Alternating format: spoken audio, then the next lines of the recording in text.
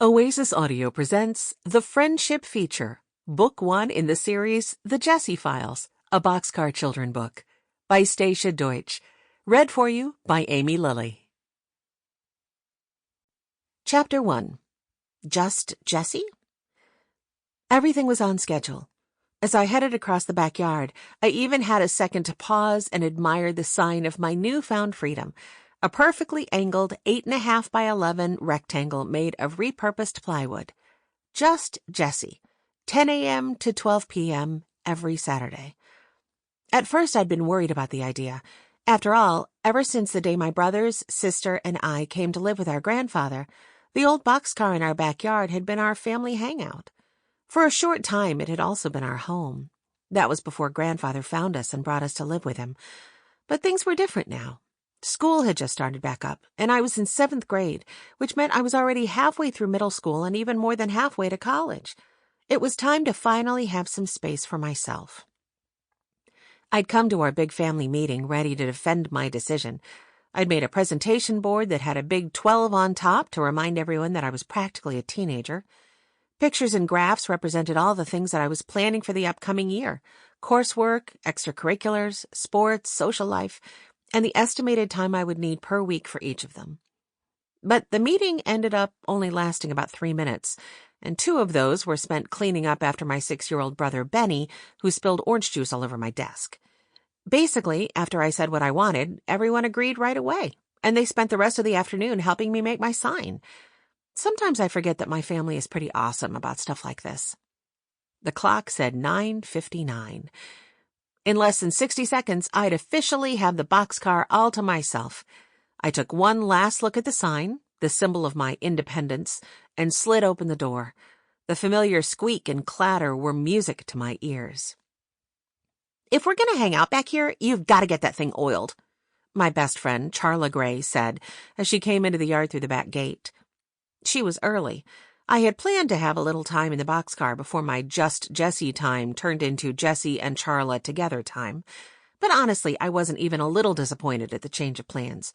The whole point was to focus on the important things in my life, and Charla was definitely important. "Oil? No way," I replied with a laugh. "It's part of the atmosphere." I shoved the door all the way open, letting the final rattle hang in the silence between us. "I suppose I'll get used to it," Charla said, nudging past me to be the first inside.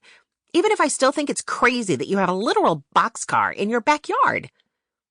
I followed her in, turned on the floor lamp, and closed the door behind us. Charla tossed her backpack on the floor. She zipped off her sweatshirt, revealing a T-shirt that said, "My head's in the cloud." It was a joke about online cloud storage and one of Charla's favorite shirts. She had a full wardrobe of computer-related clothing. I was wearing a comfy striped sweater that was a hand-me-down from my 14-year-old brother, Henry. I'd braided back my long brown hair and let my 10-year-old sister, Violet, tie a striped bow around the end. It made my outfit look a bit more intentional rather than just easy, which was my normal style. With a whoosh, Charla plopped into the beanbag in the corner. I headed to my desk and hit the power button on my computer. It began to boot up. "Small pocket inside the big compartment," I told Charla before she even asked a question. "Huh?"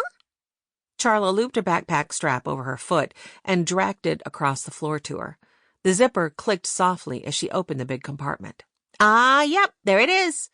She pulled out her favorite pen, the one I'd given her with the purple pom-pom on top. "Now, where am I?" she began. "Top of your head."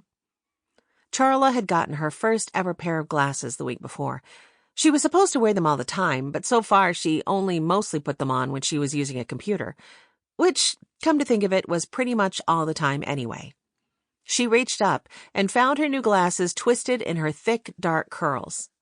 "Oh," she chuckled, "I wish I had your superpower." "Oh, that," I replied with a sigh. Unfortunately, I knew exactly what she was talking about. My siblings and I had developed a bit of a reputation around our hometown of Greenfield, Connecticut. We were the kids who hung out in a boxcar and solved mysteries. It hadn't done wonders for my social life, to say the least. "It's not a superpower or even a little magic, Charla. I just noticed small things others might not see," I explained. "You came to do homework with me. It was only natural that after you sat down..." Sample complete.